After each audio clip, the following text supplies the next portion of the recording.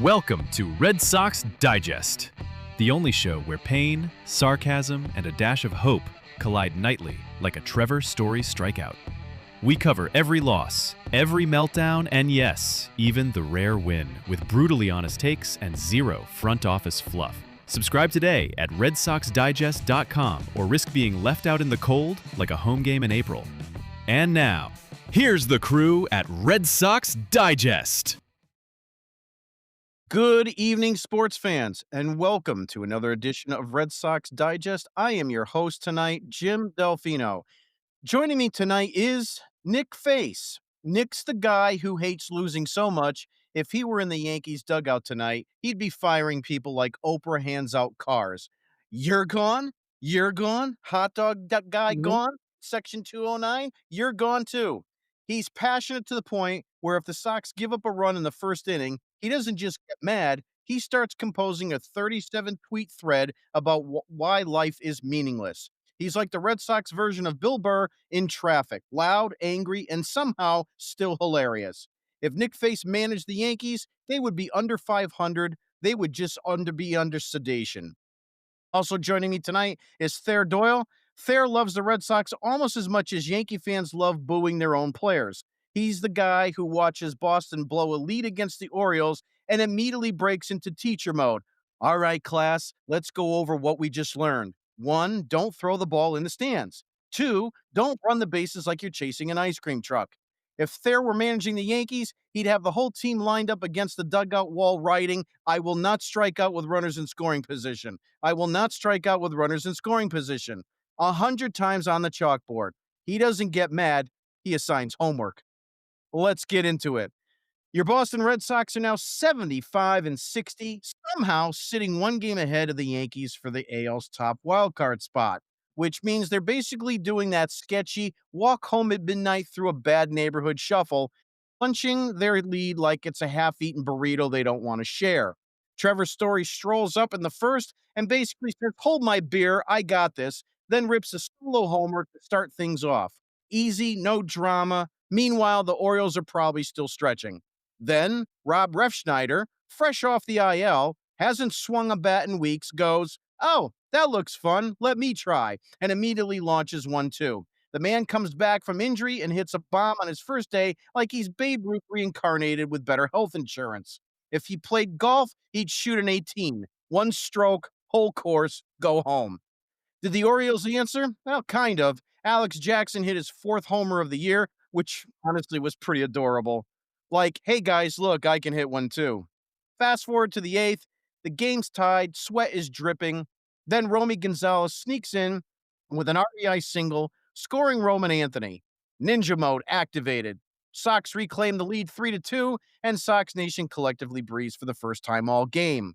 Of course, because nothing can be simple, Steve Matz shows up in the 9th like a guy hired to burn the place down. Immediately gives up a double to Carlson, and Red Sox Nation is like, "Oh, here we go, cue the disaster movie music." But then Alex Jackson grounds out to Trevor Story, who pulls off some freak circus act stab and feeds to Bregman at third to nail Carlson. Totally unreal. It's like watching your drunk uncle turn a faceplant into a cartwheel. Meanwhile, Garrett Crochet actually pitched great. 6 innings, 2 runs, 7 strikeouts. Dude deserved a win, but instead he gets an MLB version of a participation trophy. Jordan Hicks waddles in for relief, somehow gets the win, and yes, I'm as shocked as you are.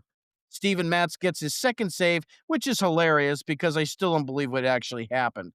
Final score 3-2, and yes, they swept the Orioles in 4 games like a cleaning service that doesn't just vacuum, they take your lunch money and your self-respect too. So it is time for Nick Face's word of the day. And now it's time for Nick Face's word of the day.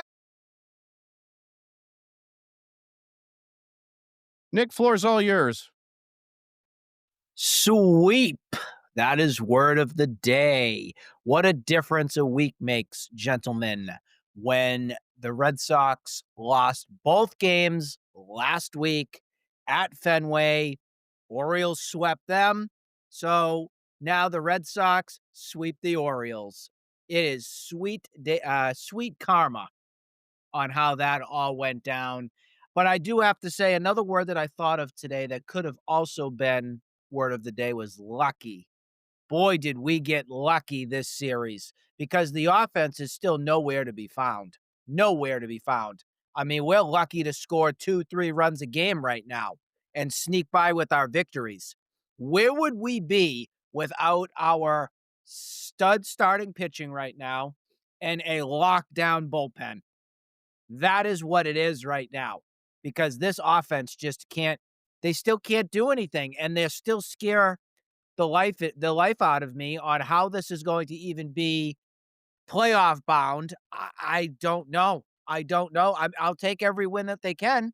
I'm very happy with the sweep, but I'm still very pessimistic here on where September and everything is going to lead because you are just skating by, just barely getting those wins. Last night, that was insane how that game got won because you have your two buffoons in the outfield who can't communicate, Duran and Rafaela. Oh, you going to catch the ball? Oh, no. Are you going to catch the ball? Oh, it dropped on the ground.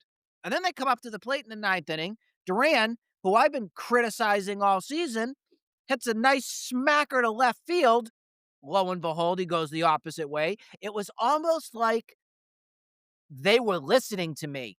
They were listening to me being critical of them and finally coming through and doing something to, I guess, last night, in a way, that was a get out of jail free card because that would have been our conversation probably last night or probably into tonight, talking about how that miscommunication in the outfield led to a potential loss. But they came up, they delivered, and that came off the board. It got kind of washed away.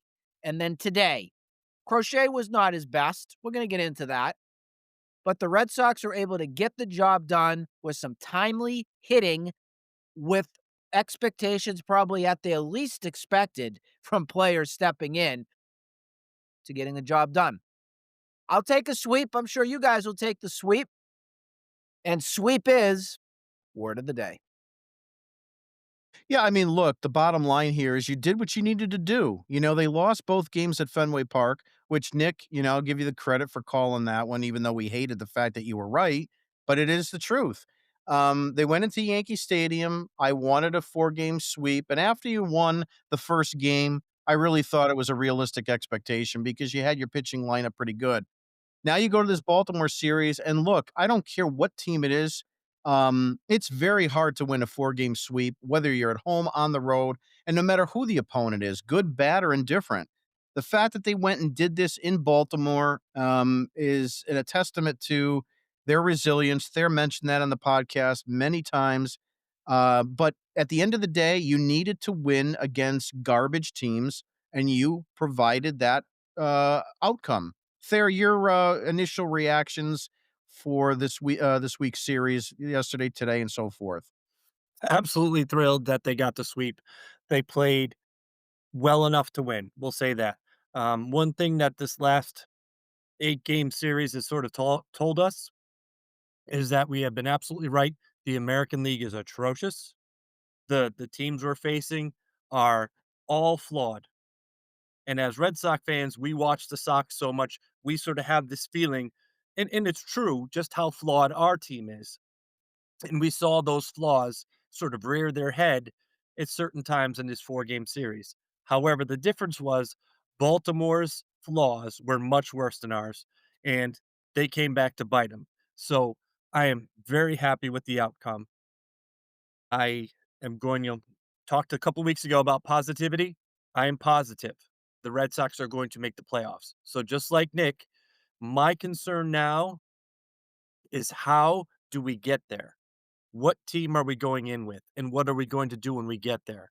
We need to have home field advantage. So we cannot blow this top seed. We have to stay there. How are we going to do it? Nick's absolutely right. The starting pitching, phenomenal. The back end Awesome. of our bull, phenomenal.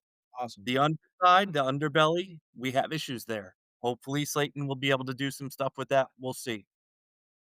One thing that I do like is that they're coming through in the clutch.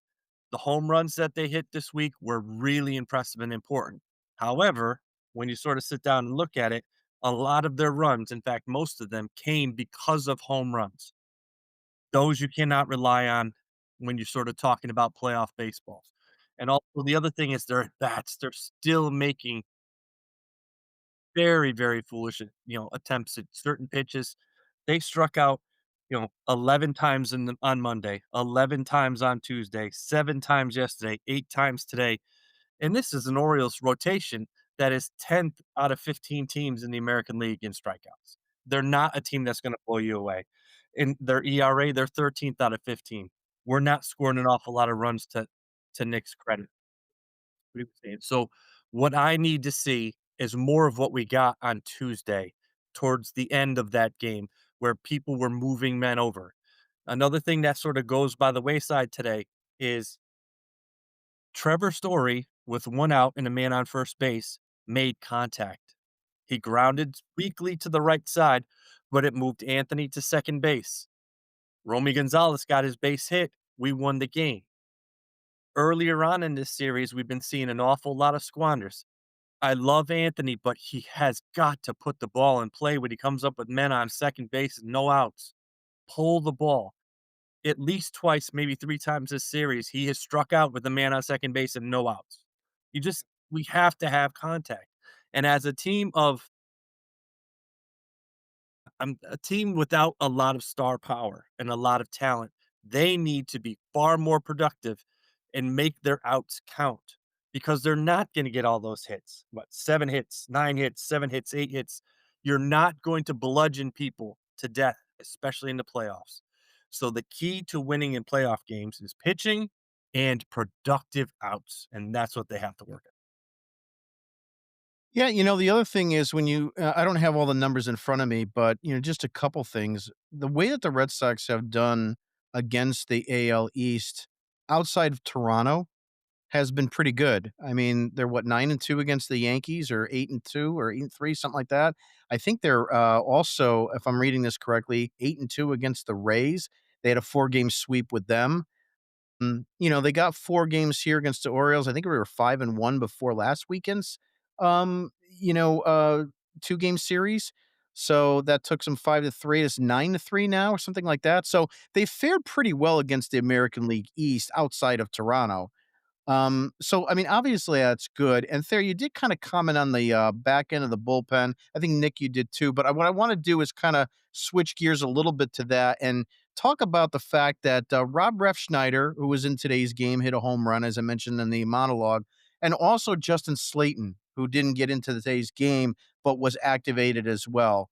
Um, my initial take and gut reaction here is I feel very good about the fact that Justin Slaten is back here, providing he's still the Justin Slaten that we, have come to feel is very reliable in that pen. But if you've got him and this probably even just as good version of Whitlock, if not better than 21, and I say that because I think these one inning stints for Whitlock are absolutely what the doctor ordered. He's gonna stay fresher, he's gonna have less pitches, and he's gonna be having more availability. And then, of course, Aroldis Chapman, and I've got a segment on him later on, but, Thayer, I'll start with you. Talk to me about what Justin Slaton's going to, provide us in this bullpen moving forward over the next 27 games and in the playoffs. As long as he's capable of getting back to his old form, I think he's going to be probably one of the most important additions coming down the stretch. As we've talked about, we have an 8 and 9 inning lockdown. What we're lacking, and what we sort of saw today when we have to bring in Hicks into a situation, everybody's blood pressure rises, including his own. And that's not something you need. Slayton is crucial. If Slayton can turn this into a 6 inning ball game, then the Red Sox have every opportunity to do something in the playoffs. Because when you have Crochet and the way Bayo's especially been pitching and Giolito, if you can get 6 innings out of them, and they've been showing that they're capable of doing that on a relatively regular basis, If you're going 6, then 7, 8, 9, you have a very, very good opportunity to take ball games, and that's gonna be the most important thing.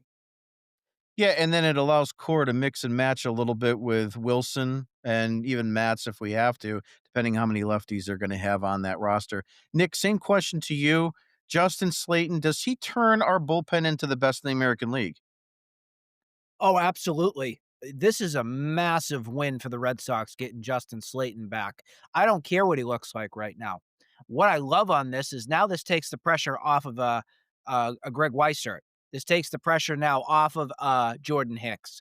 This takes the pressure off of a Steven Matz and even Whitlock as well too, because I think we don't want to see Whitlock be throwing every day. We want to see him throw, a game, one inning, maybe a day off, throw again, and stay on that pattern. This is a special bullpen, guys. And I know, Jim, how you talk about your 90s bullpen when it was it Norm Charlton and all those guys that were out there. For me, I get a little of the 2007-ish kind of vibe here with this bullpen. When you had your Papelbon, your Okajima, your Del Carmen, your Harvey Lopez, that kind of thing. Even Mike Dimlin's name was still a part of that. That's what I see. This adds so much depth. And if I was an opposing team, I'd be scared because your bullpen is the best in the American League. I don't care that the Yankees built a super pen and it's been destroyed. I love what I see here. And we haven't, I know we're probably going to be talking about him later, but we haven't talked about Chapman. We haven't. And we are going to save that probably up to a little bit later. But it's historic what he's doing right now. Historic. Now for Rob Refsnyder, that was a shock today to see what he did. He didn't even get a rehab assignment. Whoop, no problem. Boom, gone. No problem. Nice little single up the middle. That's the professional veteran style player that Rob Refsnyder is. I think they were joking on the broadcast. I think it was Maloney that said, boy, if the rest of the league were just all left-handed, Rob Refsnyder would be the MVP of the league.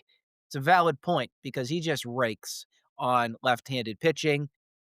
And Rob Refsnyder is a big mentor, remember this, to a lot of the players on this team. In particular, his other lefty or right-handed lefty assassin, that's Romy Gonzalez.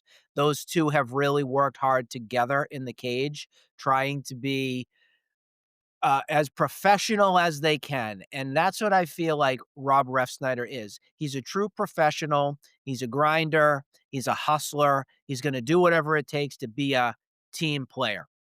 And that's something that I'm sure has helped this clubhouse tremendously with the younger guys coming up, your Roman Anthony's, your Marcelo Myers, your Carlos Navarez, all those types of guys. They feed off of that and they see the leadership and they see what he does on a day-by-day basis to be a professional major league player. So that's a huge boost to this team, putting him back in there, whether it's on the bench, whether he's pinch hitting, whether he's playing or whatnot. You got two really good pieces right here, almost like they're like a trade deadline pickup kind of thing, because they're both back and they're going to be productive and help this team down the stretch here. Yeah, great points. I mean, Rob Refsnyder, I'm a big fan of his. I always have been. His ability to just be the consummate professional. And the idea here is that if you can keep him in that role, whereby he is the guy that your fourth outfielder, the guy you're going to rely on when you've got a left-handed starter or you've got someone coming out of the bullpen left-handed and you want to pinch hit him. Those are the roles where I feel he's going to excel. I mean, case in point today, he didn't have a lot of exposure and he had a great game, had the home run. It's when these guys, and Thayer brought this up many times before, it's when they play too much, that's when they get exposed. If you can hold that trump card more than you need to, that's when you're gonna get the best out of most of these players. So that's very, very important. We do have some breaking news, which I wanna get to now. Ladies and gentlemen, we have breaking.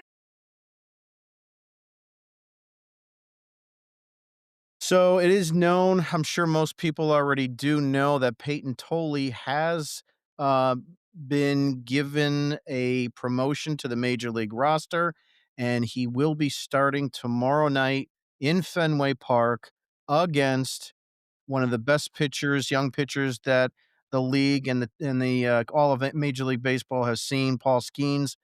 That's going to be a very entertaining evening tomorrow night. Nick, your take?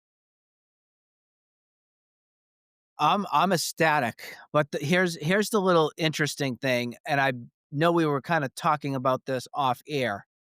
Peyton Tolle should have started today, and then Garrett Crochet should have started tomorrow. I mentioned this on the Monday show because I think we were starting to hear a little bit of rumblings going on about what they're going to do with the rotation coming up.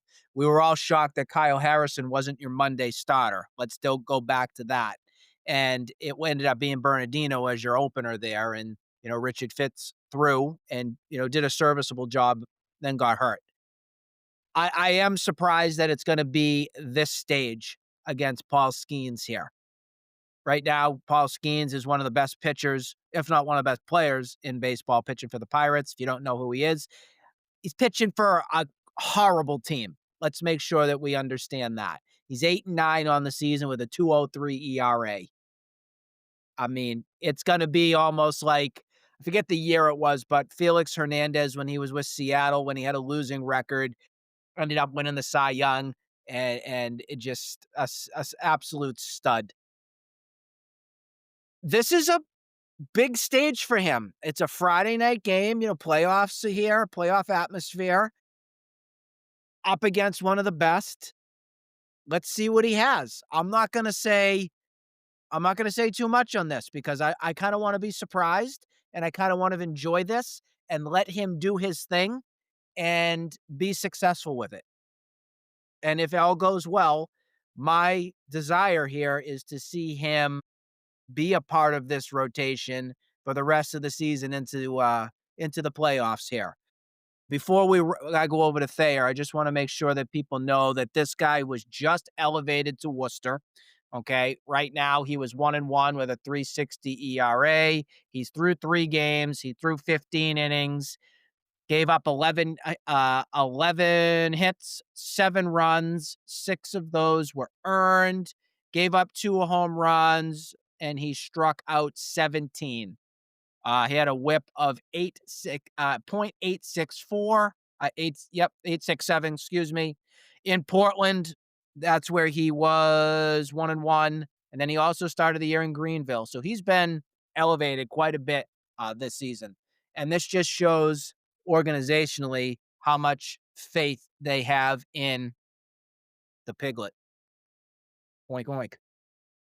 Yeah, very good points. One of the things about Tolle and I wonder if there is something with Harrison. There's not a lot been talked about this because it's been a lot of Peyton Tolle talk, but it just seems a little odd to me. I mean, I'll just call it an odd take, but he was scratched from his start. We all thought that he was going to get the promotion. And then out of the clear blue, it's Bernardino starting that game as an opener. And you haven't heard much about Harrison, I don't believe, since then. So was there a little injury that we don't know about? I'm surprised it just hasn't come up in any conversation. As far as I know, he hasn't pitched since then, since the scratch. I think what they're concerned about with Kyle Harrison is control. I think that's the biggest piece here. And I think organizationally, they don't want to elevate him to the major leagues until he gets a spring training under his belt I with agree. Andrew Bailey, with a whole new foundation and fundamentals on how to get his control back. Let's make sure we understand this. This whole pitching system that they have, they can fix things. Let's look at Aroldis Chapman in general. Here's a guy that was walking so many players throughout his career, and he's throwing everything down Broadway here and is coming up gold. So they fixed something there on Chapman. Maybe they can fix something with Harrison with a little bit more work. Yeah. So, I mean, with that being said, with Peyton Tolle Thayer, I want to get your reactions. Do you think before I ask you the question, I think Peyton Tolle is the first guy in quite some time to have his first season of professional baseball and be brought up to the major leagues since like Jared Weaver, I believe, if I'm right on that. Thayer, do you think this is a great idea on the Red Sox to have Tolle go against a guy like Skeens? Is this too much pressure to start your career? I'm torn on this one. So let me just say that if this were under the regime of Epstein, if it was, under the previous ownership, or not previous owner, but previous regime, I would say yes, absolutely. I have complete and utter faith in these people that are running the show, that they totally understand the makeup of this kid and believe that putting him into this situation in a spot against someone that is talented as Skeens is going to be beneficial for him. I don't trust Breslow. I don't trust the front office. I don't trust ownership. I'm worried that this is a publicity scheme. Oh, here we have this guy coming in. Let's put our guy against him. Let's sell all the tickets we can. Let's hype it all up. Let's get all of people talking about us for a change. And this is their way of doing it. That's my concern. As a baseball fan, I'm excited for this. I absolutely am. As a baseball fan, I really wanted to see Crochet and Skeens. That was what I wanted to see. I wanted to see the best of the best. Now, as a Red Sox fan, what I would have rather seen is Crochet pitch today like he did. I want Mhm. Tolle to go Saturday against the Pirates, and I want May to go tomorrow. Let's throw May to the wolves. Hey, if he pitches great, great, fantastic. If Skeens falters at all, hopefully our offense can get him. But you're going to sort of go with the idea of it's like Crochet. He's going to go out. He's going to beat you anyway. So let's take our chances and let the kid face the Pirates offense, who is absolutely terrible. There's a very good chance that he could go out tomorrow, totally that is, give up one run and lose this game. Yeah, absolutely. But he could go out on Saturday, give up 3 runs, and be able to go 5 without a problem because the Sox have put 10 on the board. That's kind of my concern here as far as how we want this kid to go.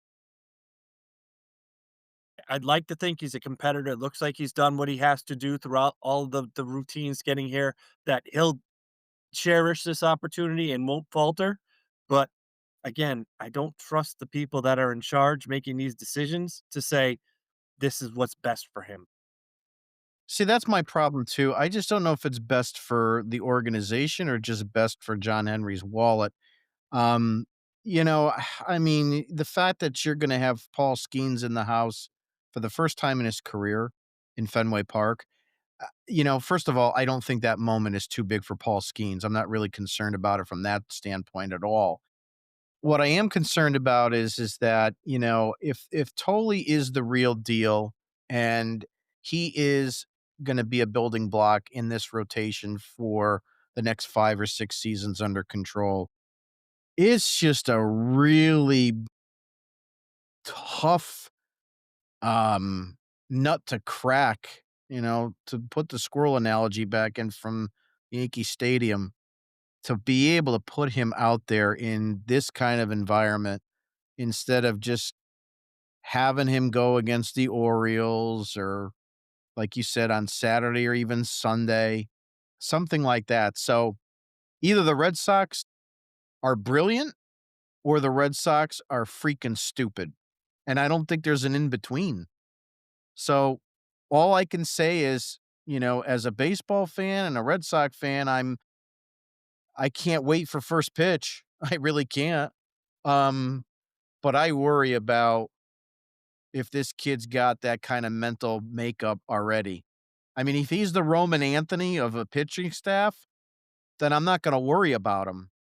But if he's the Brian Bayo of 2 years ago, I got my concerns, and that's basically how I'm gonna leave it on that. Next order of business, I wanna talk about Trevor Story, and we've talked about it a little bit, so we won't spend a lot of time, but He's on his way to a 25-25 season. I mean, you look up and down the American and National League at shortstops, and can you believe that Trevor Story is one of the better shortstops in the league? How do you take that thought? Thayer, I'll start with you. No, I can't believe it. It's that simple. He is really just playing extraordinarily well. He is, and when we say extraordinarily well, I'm going to say extraordinarily well for Trevor Story.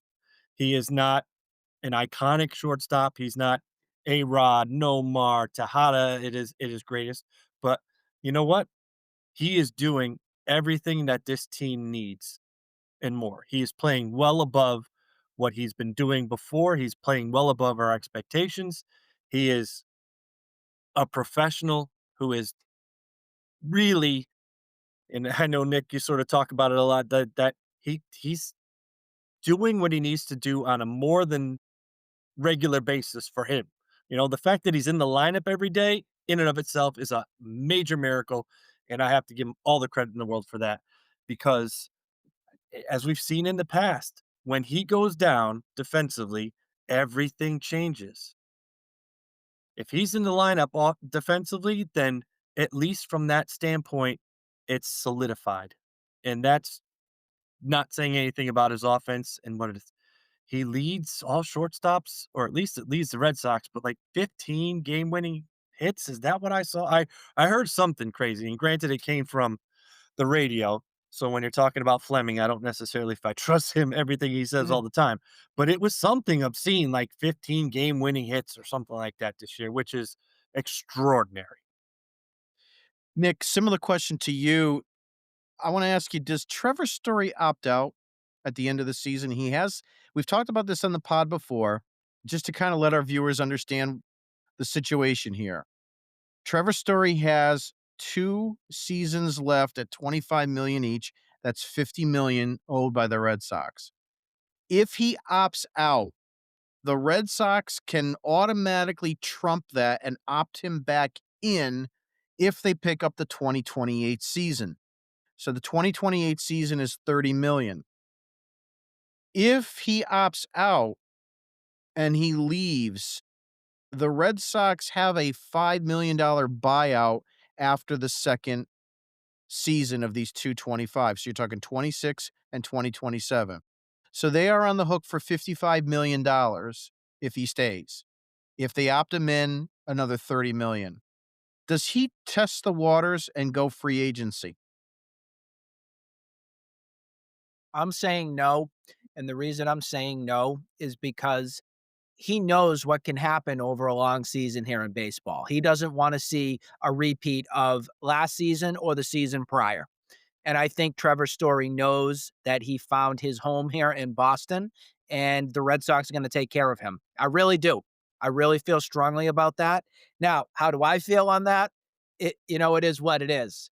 We all know that I'm not the biggest, I've never been the biggest Story guy. I will appreciate everything that he's done. And I will say right here, today, Trevor Story was your number one guy on why you won here today. Between defensive plays, your home run, Story's impact alone helped you to win this game today. 100%. I'm not taking that away from him.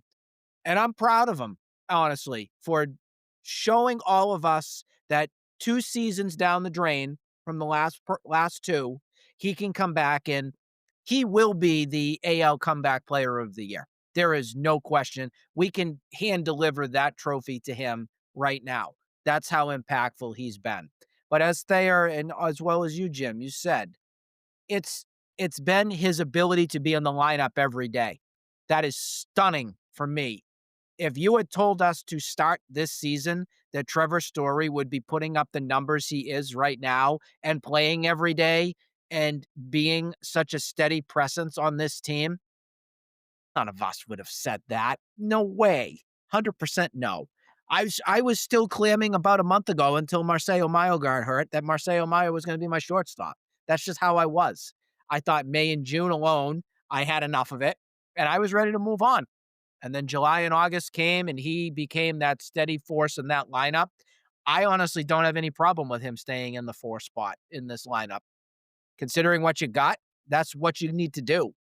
And he's putting up professional at bats.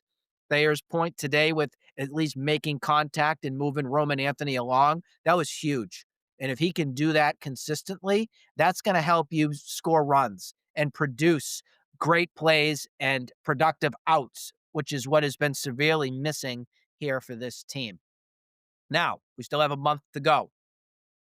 I think because Story's riding high, I think we're going to see a carryover here and see more of what we're seeing right now with Story. I just do. I think the confidence is there for him, the swagger's there. He knows how important he is to this team, and for a guy that we had so many concerns with coming into this season on what he actually was going to do, I'm very pleased. But I'll leave you with this. I still miss Xander Bogaerts. Yeah. So Trevor Story in high leverage situations batting 273, one home run, 29 RBIs, an OPS of 688. In medium leverage situations, 271, 11 home runs, 31 RBIs, and an 808 on base OPS. And funny enough, in low leverage situations, 240, 9 home runs, 23 RBIs, a 688 OPS.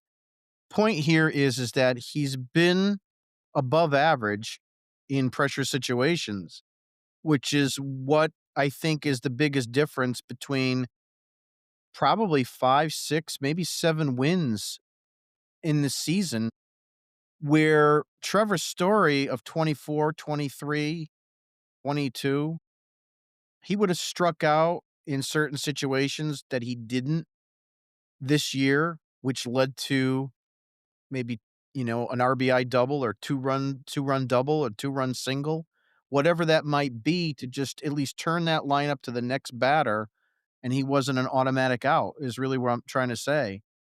And I think if any one of us, and I've been a Story I don't wanna say the word hater, I don't hate anybody. I haven't been a Story fan, but a lot of it is because I thought he was a Colorado guy, and when he comes here and he's injured, I thought it was just another of a long line of mistakes of Red Sox ownership and management with bringing in players from other teams, having more concern with outsiders than their own kids, you know? They treat outsiders better than their own kids.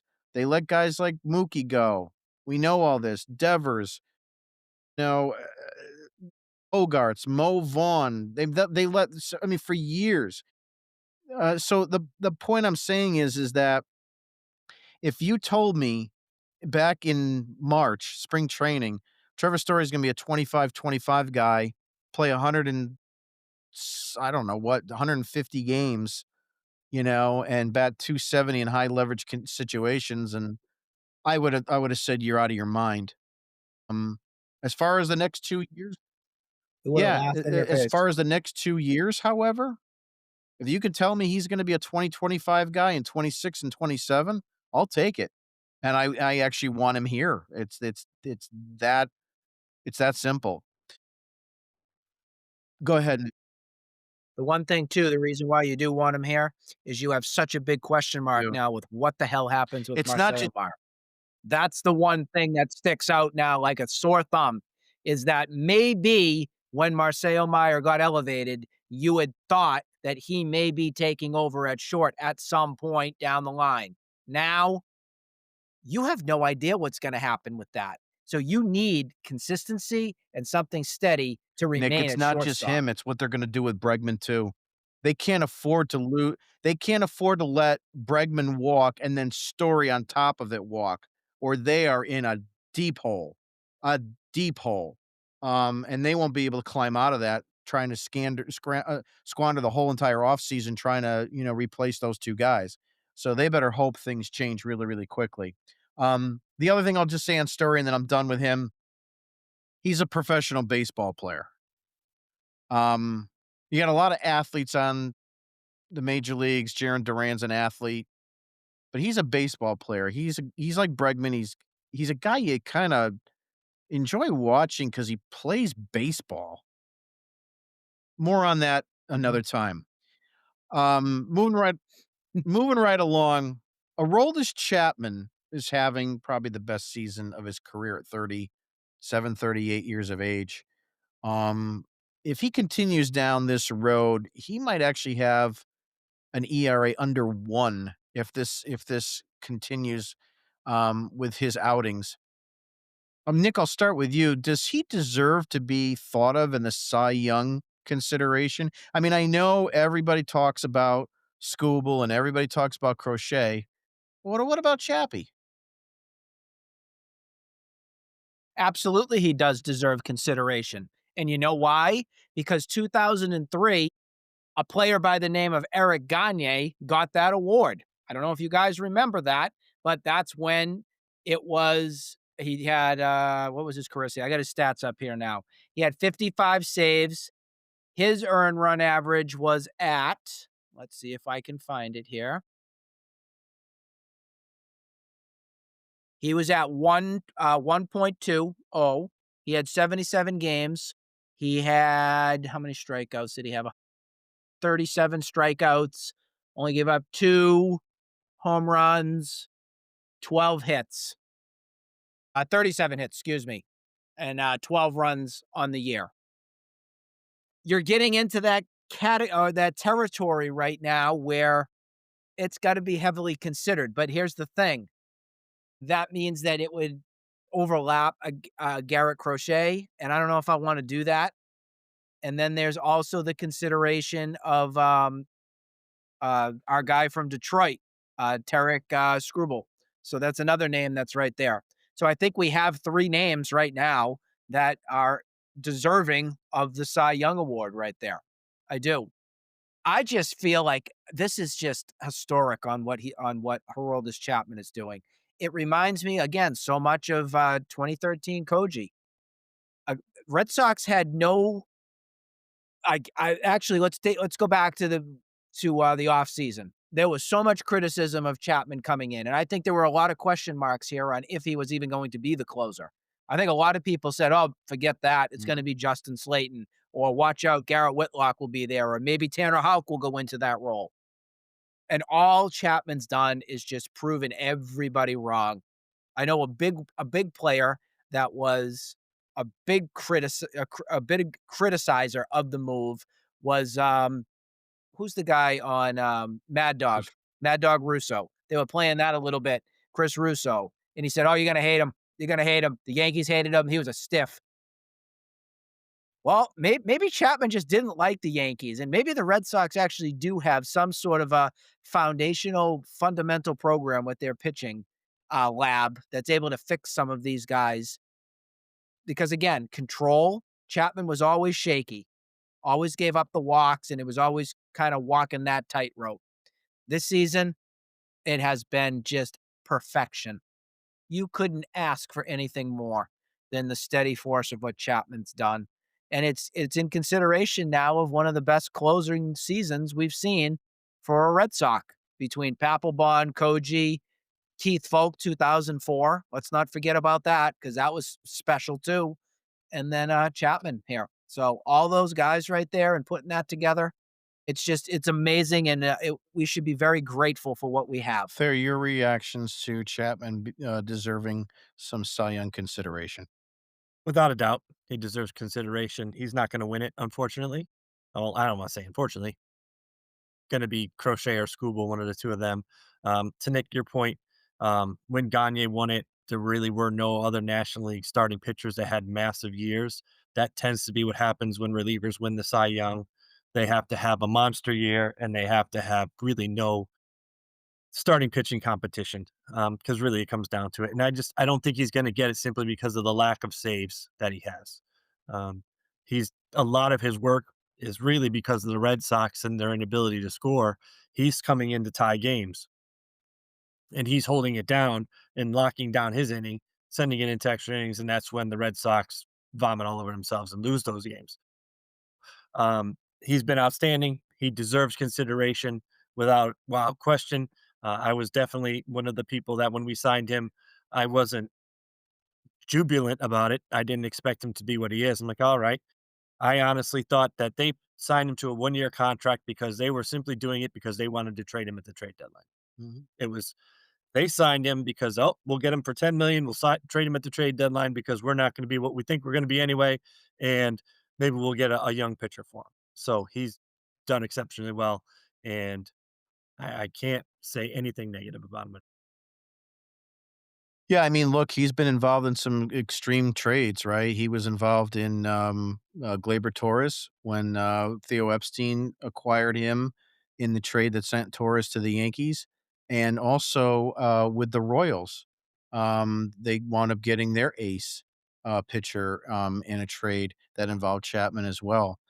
Um, Last thing before we close, go over some chats. um, Eric Giorgio, a listener. Rob Refsnyder is a professional hitter and very much needed. Absolutely. Again, probably one of the best, number fourth outfielders in the game, in my opinion. Also comes back and says, I don't know about that. I think you sell more tickets with Crochet and Skeens. I think that was the better matchup personally, Eric. It is what it is. It's what the Red Sox are doing, but yeah, I would have liked to see that matchup myself.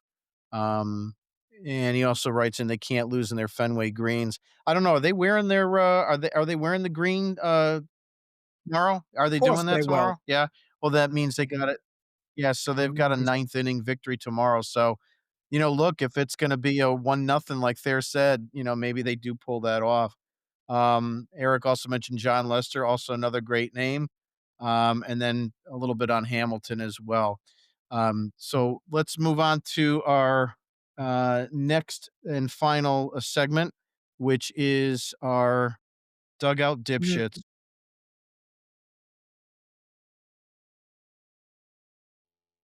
And now it's time for everyone's favorite segment, the Dugout Dipshits.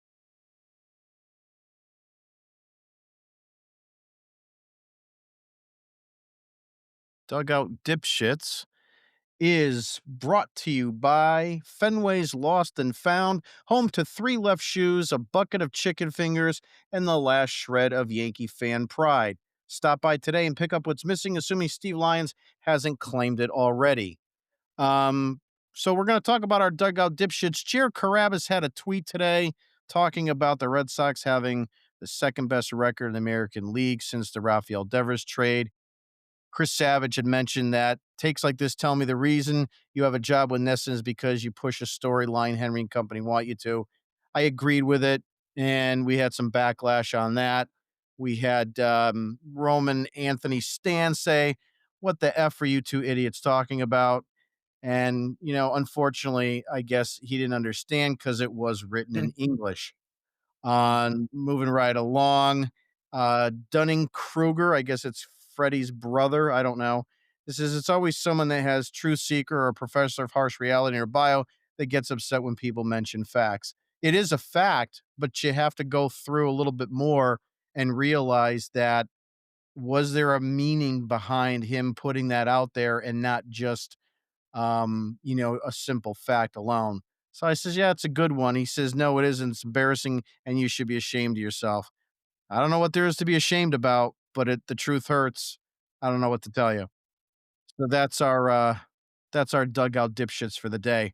Final word from you guys, your final takes there. I'll start with you. Obviously, maybe a little bit of what you think is going to happen in this Pirates series starting tomorrow. Just to kind of give everybody a little preview here. We've got obviously Skeens tomorrow, and then on Saturday the schedule is looking at Dustin May against Oviedo and then Giolito against Keller.